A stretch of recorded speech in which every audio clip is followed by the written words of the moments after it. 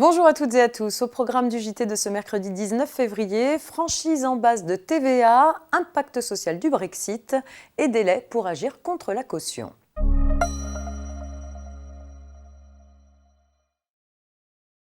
Les assujettis à la TVA qui ont réalisé au cours de l'année civile précédente un chiffre d'affaires hors taxe dont le montant n'excède pas un certain seuil bénéficient de plein droit du régime de la franchise en base de TVA.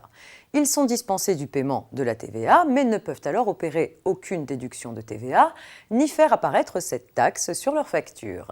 Les seuils de la franchise en base de TVA viennent d'être réactualisés pour une période de 3 ans, de 2020 à 2022. Ils sont fixés à 85 800 € ou 94 300 € pour les livraisons de biens, ventes à consommer sur place et prestations d'hébergement, et 34 400 € ou 36 500 € pour les autres prestations de services. Des seuils spécifiques s'appliquent pour les avocats, les auteurs et les artistes-interprètes.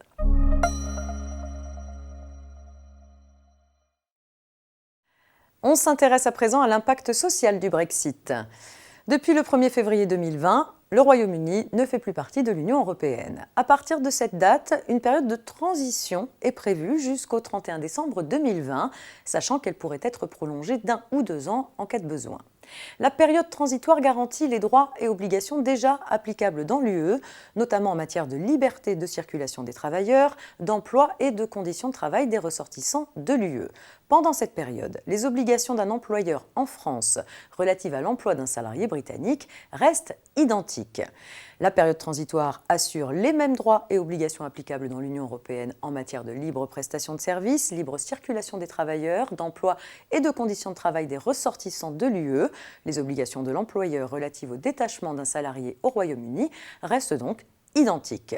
L'employeur ou le salarié qui veut en savoir plus peut aller sur le site internet officiel mis en place. Celui-ci répond aux questions pratiques les plus fréquentes qui peuvent se poser. Il est également possible de poser une question par mail. À noter enfin que le ministère du Travail fournit sur son site des informations aux employeurs.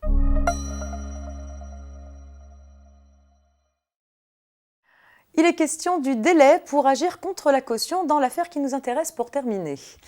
Un professionnel a 2 ans pour agir en justice pour les biens ou les services qu'il fournit à un consommateur. À l'expiration de ce délai, l'action est éteinte. Il s'agit d'une prescription plus courte que la prescription de droit commun de 5 ans. Dans une affaire récente, c'est la caution qui invoquait cette prescription abrégée pour échapper aux poursuites de la banque. En l'occurrence, un particulier a consenti un cautionnement hypothécaire pour garantir un prêt accordé à son fils par une banque. Poursuivi en paiement à la suite de la défaillance de cet emprunteur, la caution prétend que l'action de la banque est prescrite. 2 ans se sont écoulés depuis que la créance est devenue exigible. La caution estime donc que le professionnel s'y prend trop tard. À tort selon les juges. La prescription biennale ne profite qu'à l'emprunteur, débiteur de la banque et consommateur vis-à-vis d'elle. Elle ne profite pas à la caution. Attachée à la qualité de consommateur auquel le professionnel a fourni un service, cette prescription abrégée est une exception purement personnelle au débiteur. Autrement dit, la caution ne peut pas l'opposer au créancier. Par conséquent, elle doit s'exécuter et payer les sommes restant dues à la banque sous peine de saisie du bien hypothéqué. C'est la fin de cette édition, très bonne journée et rendez-vous demain.